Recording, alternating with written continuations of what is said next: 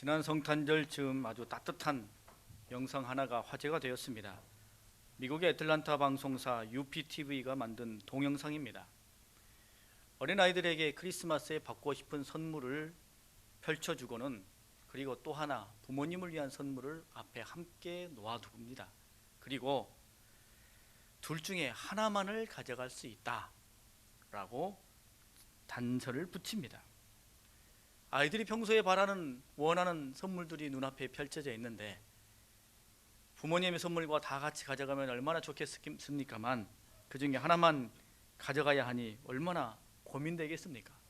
아이들이 금세 고민에 빠졌습니다. 잠시 후에 그러나 그 아이들은 마치 약속이나 한 듯이 모두 다 부모님의 선물을 선택을 하였습니다.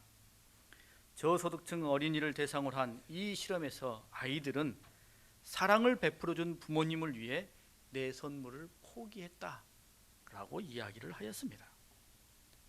부모님께로부터 풍성한 사랑을 받았기에 아이들은 결정적인 순간에 그 부모님의 사랑을 생각하며 자신들이 할 수 있는 부모님을 향한 사랑의 마음을 선택한 것입니다. 너무나 당연한 일입니다만 이 모습이 우리에게 잔잔한 감동과 울림을 줍니다. 우리 주님께서도 가장 큰 계명이 무엇이냐라는 질문에 내 마음을 다하고 목숨을 다하고 뜻을 다하여 주 너희 하나님을 사랑하라 라고 말씀하셨습니다. 이 말씀만 놓고 본다면 우리 주님과 하나님의 욕심이 너무 많으신 게 아닌가라는 생각이 들어질 수 있습니다. 어느 정도의 사랑이 아니라 마음, 목숨, 뜻을 다한 사랑, 이건 좀 지나치지 않나? 라고 생각하기 쉽습니다. 하지만 여러분, 우리 주님께서 우리를 향하여 이렇게 당당하고 힘있게 요구하실 수 있는 것은 분명한 이유가 있기 때문이죠. 그것은 하나님께서 우리를 그렇게 사랑하셨기 때문입니다. 우리 주님께서도 그렇게 사랑을 보여주시고 행하셨기 때문입니다. 우리 하나님께서 우리를 향하여 마음을 다하고 뜻을 다하여 사랑하셨기 때문에 독생자 예수님을 우리를 위해 보내주신 것입니다. 우리를 향한 그 하나님의 사랑을 끝까지 최선을 다하여 궁구하며 더 사랑할 수 있는 방법이 무엇인가, 더 사랑할 수 있는 것이 무엇인가 고민하고 염려하고 궁구하신 끝에 결국 독생자를 우리를 위해 보내주신 것이죠. 우리 주님 또한 그 사랑의 확증이 되어주셨습니다. 하나님의 아들이신 주님께서 자기를 비워 죄악투성인 인간의 몸을 입고 낮고 천한 말구유에 오신 것도 우리를 위해 최선을 다해 주신 것인데 거기에 멈추지 아니하고 우리를 대신하여 십자가에 죽으심으로 죄값을 치러주시며 목숨을 다하기까지 우리를 사랑하셨으니 더 이상 무엇이 필요하겠습니까? 모든 것을 가지시고 행하시고 모든 것을 능히 이루실 수 있는 전능하신 하나님께서 이렇게 우리를 위해 직접 마음과 목숨과 뜻을 다해 최고의 사랑을 보여주셨으니 한 줌 모래와 같은 우리들에게 마음과 목숨과 뜻을 다한 사랑을 요구하시는 것 너무나 당연한 일 아니겠습니까? 달리 생각해보면 부족하고 연약한 우리를 향해 하나님을 사랑하되 마음을 다하고 뜻을 다하고 목숨을 다해 사랑하라 라고 말씀해 주신 것이 놀라운 은혜요 특권인 것이죠. 받은 하나님의 사랑이 엄청나기 때문에 우리는 이제 하나님을 사랑하고 주님을 뜨겁게 사랑할 수 있는 것입니다. 그렇기 때문에 우리가 품고 있는 모든 사랑의 그 뿌리는 하나님의 사랑입니다. 여러분, 우리가 받은 사랑은 기껏 인간의 사랑이 아닙니다.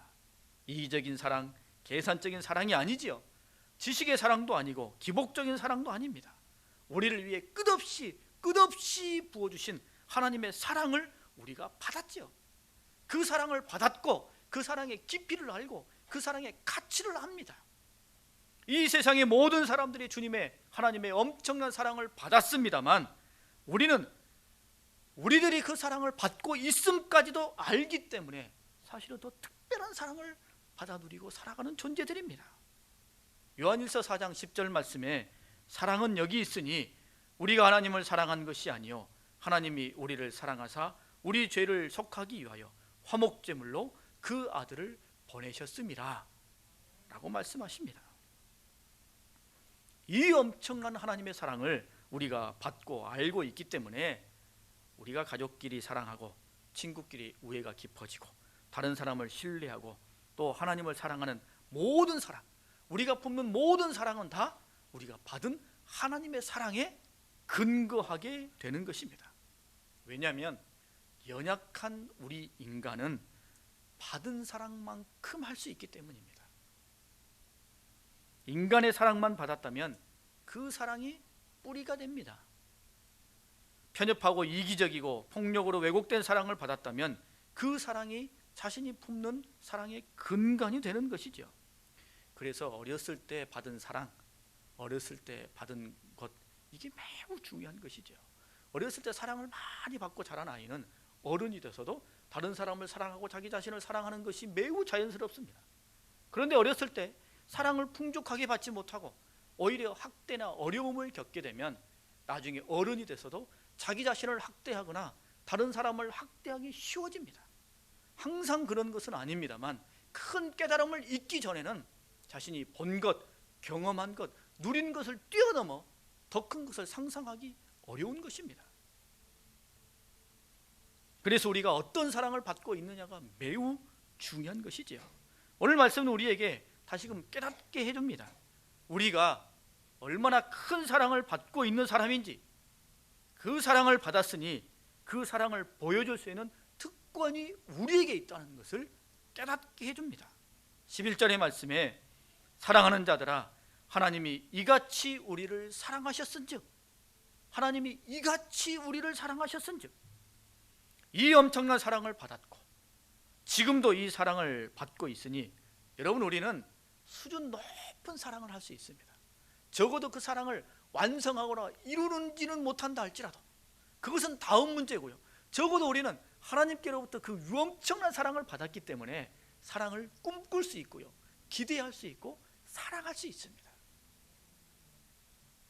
우리가 사랑하는 것은 심성이 좋아서도 아니고 우리 그릇이 큰 사람이기 때문인 것도 아닙니다. 하나님께로부터 위대한 사랑을 받았기 때문이죠. 그 사랑을 받고 보고 경험했기 때문에 우리도 그 사랑을 품을 수 있게 되는 거예요. 그 사랑을 말할 수 있게 되는 것입니다. 여러분, 우리가 누군가를 사랑하는 것은 마치 없는 사랑을 쥐어 짜내듯이 누군가를 사랑하는 그 사랑이 아닙니다. 왜냐하면 우리는 본 사랑이 있기 때문입니다.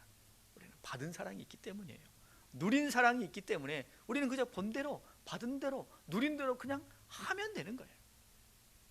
그 사랑을 떠올리고 그 행복을 떠올리며 행하기가 쉬운 것이지요.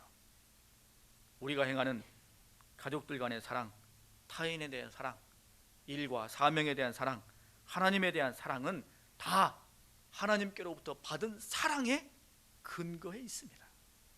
제가 언젠가 드린 말씀입니다만 어렸을 때 비만 오면 저희 어머니가 학교 앞에 우산을 들고 오셨어요. 그래서 저도 어른이 되고 난 다음에 비만 오면 우리 아이들 우산을 가지고 갔나? 사무실에 앉아 있으면서도 그 생각이 떠오릅니다. 왜냐하면 어머니에게 어렸을 때 그 사랑을 보고 경험했기 때문에 어른이 되고 난 다음에도 자연스럽게 생각이 되어집니다. 그런데 어떤 친구는 비가 와도 어머니가 우산을 들고 학교 앞에 오질 않았어요. 그러면 그 비를 맞고 그냥 가는 거죠.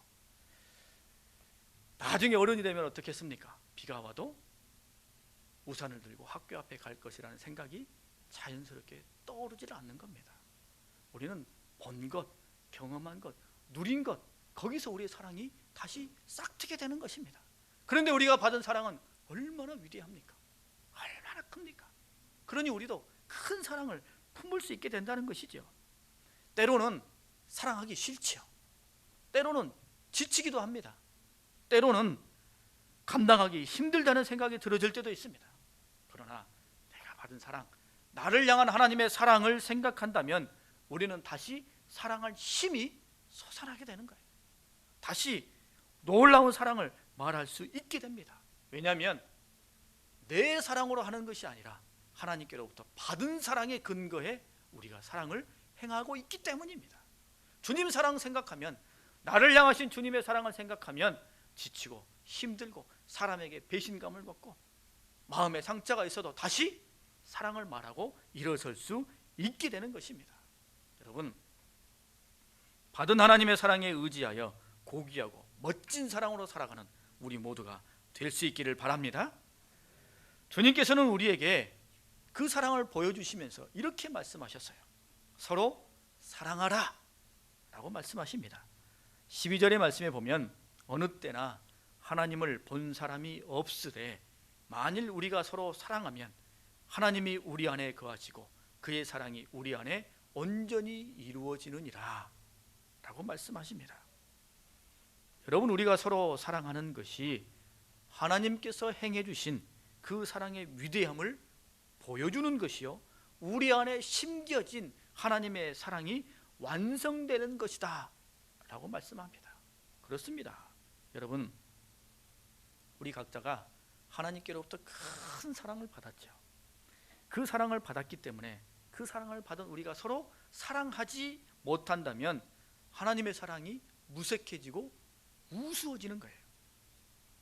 받은 사랑만큼 행하고 말하고 꿈꿀 수 있는데 우리가 고작 매우 작은 사랑밖에 해내지 못한다면 원래 받은 하나님의 사랑이 매우 미미한 것으로 전락할 수 있는 거예요.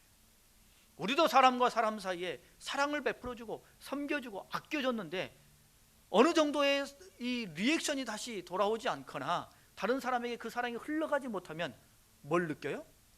배신감을 느끼게 되죠. 사랑의 마음이 그 속에 그렇게 담겨지게 되는 것입니다.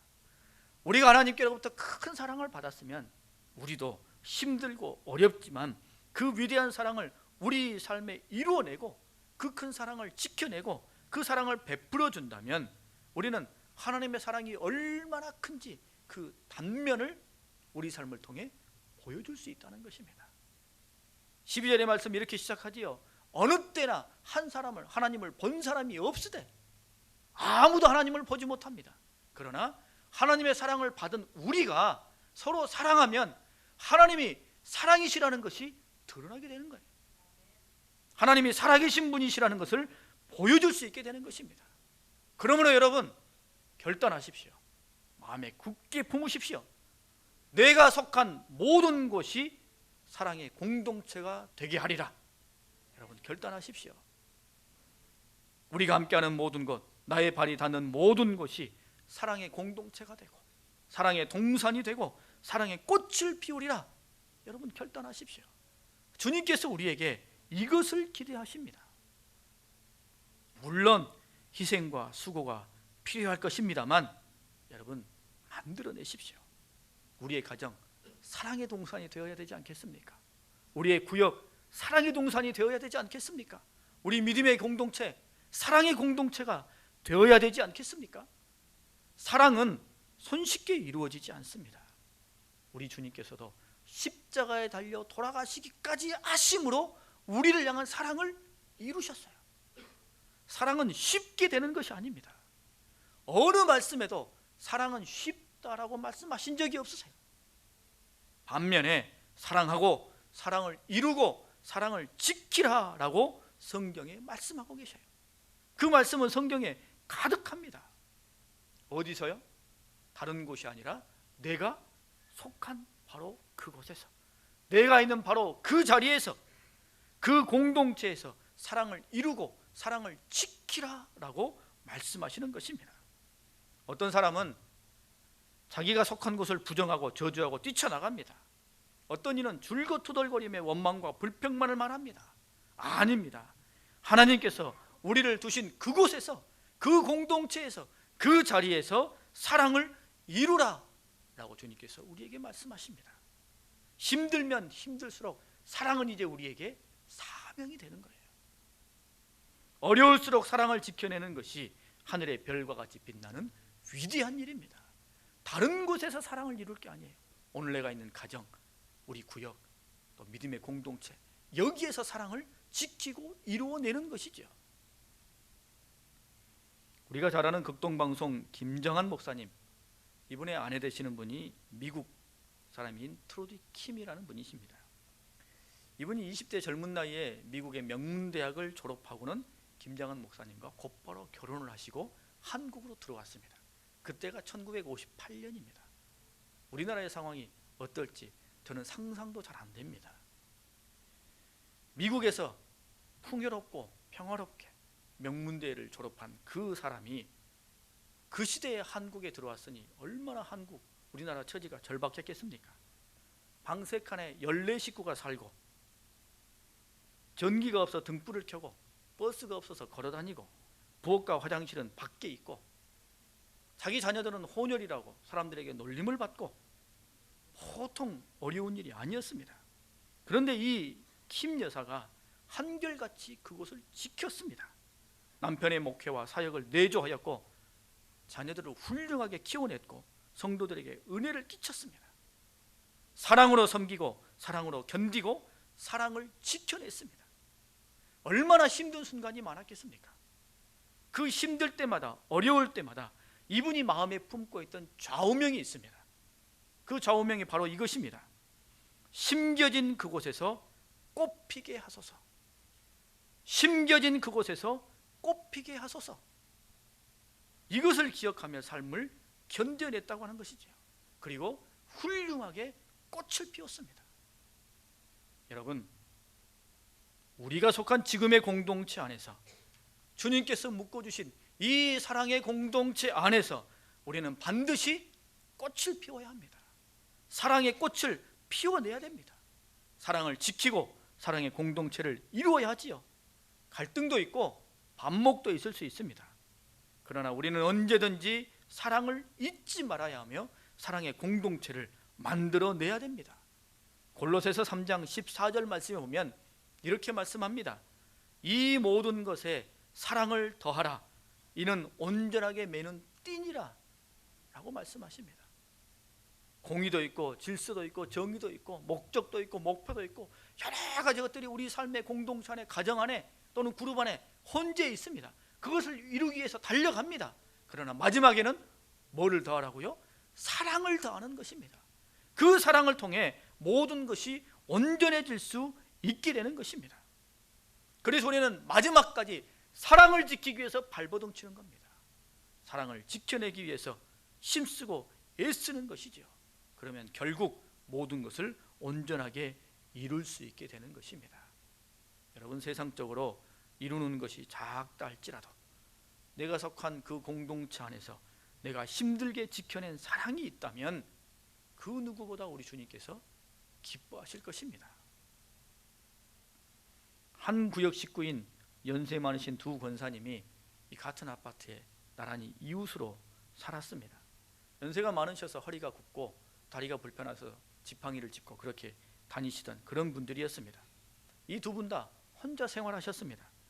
자녀들이 있었습니다만 각지에 흩어져 있어 이 두 분만 방 한 칸 임대 아파트에서 한 달에 복지수당 27만 원을 가지고 생활하시는 분들이었습니다. 그런데 이 두 분 중에 한 분이 몸져 눕고 말았습니다.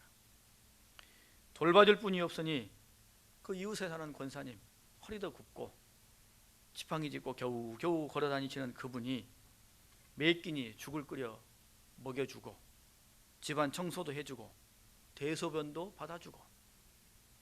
그때 제가 교구 목사였습니다만 저는 못하는 일이었습니다. 자식들도 못하는 일을 그 권사님이 묵묵히 감당해내셨습니다. 이 마지막 임종의 순간 외롭지 않게 그 권사님이 함께 지켜주셨어요.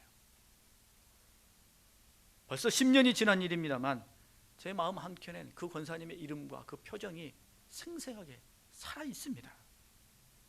비록 이 세상에서는 가난하고 힘없이 살던 분이었습니다만 그러나 우리 하나님께서는 그 권사님의 사랑과 헌신을 기억하실 것입니다. 그리고 가장 큰 감격으로 기뻐하실 것입니다. 힘들고 어렵지만 헌신하며 사랑을 지켜낸 것, 사랑을 이루어낸 것, 저절로 고개가 숙여지는 일이죠. 여러분, 지금 여러분이 속한 공동체 안에서 사랑을 행하고 지키기 위해서 힘쓰고 계십니까? 사랑의 공동체가 되게 하기 위하여 최선을 다하고 있습니까? 가족을 포기하고 가정을 포기하고 구역을 포기하고 그럴 수 없습니다. 지금 모진 풍파와 혼란으로 뒤죽박죽한다 할지라도 끝까지 그 공동체 안에서 사랑을 지켜내야 됩니다. 내가 있는 그 공동체를 사랑의 공동체로 바꿀 사명, 그 일이 누구에게 있습니까? 나에게 있습니다. 주님께서 오늘 나에게 그것을 기대하는 것이지요. 그래서 주님께서는 우리에게 말씀하셨습니다. 서로 사랑하라. 서로 사랑하라.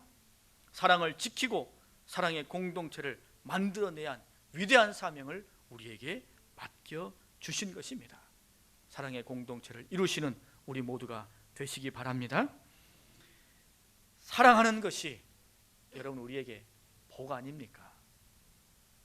사랑하고 섬기면 내가 손해보는 것 같고 내가 구차한 것 같고 비굴한 것 같습니다만 우리는 이미 알고 있습니다. 사랑하고 베풀고 섬기면 내가 높아지고 내 마음이 더욱 풍성해진다는 것을. 우리 주님께서도 가장 낮은 곳까지 내려오셨고 참혹한 십자가를 지셨습니다만 그렇게 헌신하고 사랑을 이루셨기 때문에 가장 높은 곳에 우리 주님이 올라가지 않으셨습니까? 사랑하면 우리가 받는 복이 훨씬 더 많습니다. 지난 성탄절 전주 교대 부설 초등학교 2학년 학생이 매일 500원씩 저축한 18만 원을 적십자사에 기부한 이 기사가 뉴스에 나왔습니다. 보신 적이 있으시죠? 그 아이가 이렇게 인터뷰를 했습니다. 로봇 장난감을 성탄절 때 사고 싶은 마음이 있었지만 어려운 친구들을 위해서 기부했습니다. 남을 도울 수 있다고 생각하면 기분이 좋아져서 내년에는 더 많이 용돈을 모아서 기부할 겁니다 라고 이야기를 했습니다. 여러분, 사랑하고 섬겨주고 베풀어주면 도리어 우리 마음이 뿌듯해지지요. 우리 마음이 더 풍성해지고 보람을 얻게 됩니다. 가족을 위해 헌신해도, 친구를 위해 헌신해도, 구역의 식구를 위해 헌신해도, 알지 못하는 누군가를 위해 헌신해도 우리가 사랑하고 섬기면 우리에게 더 큰 복이 임하는 것입니다.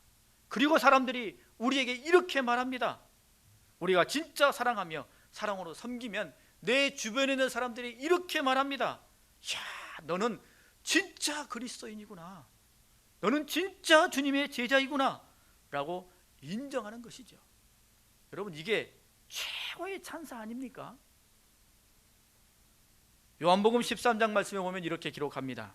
새 계명을 너희에게 주노니 서로 사랑하라. 내가 너희를 사랑한 것 같이 너희도 서로 사랑하라. 너희가 서로 사랑하면 이로써 모든 사람이 너희가 내 제자인 줄 알리라 라고 말씀하십니다. 여러분, 다른 사람들에게서 이 말을 듣는 것 얼마나 멋진 일입니까? 정말로 당신은 그리스도인이군요. 얼마나 멋진 말입니까? 반대로, 그러고도 당신이 예수 믿는 사람입니까? 그러고도 당신이 교회 다닙니까? 라는 말을 듣는다면 얼마나 창피한 일입니까? 우리가 사랑하고 사랑하려고 애쓰면 사람들은 우리를 인정해주고 칭찬해주고 격려해줄 것입니다. 이 세상에서 성도로 살아가는 우리에게 그들의 격려와 인정은 큰 힘이 되는 것이죠. 말씀대로 헌신하고 사랑으로 섬기는 우리 모든 삶에 주님이 부어주시는 복의 넝쿨이 우리에게 굴러 들어올 것을 우리는 잊지 말아야 할 것입니다. 여러분, 사랑하면 누가 복받아요? 내가 복을 받습니다. 내 마음이 풍성해지고요, 내 마음에 천국이 이루어집니다.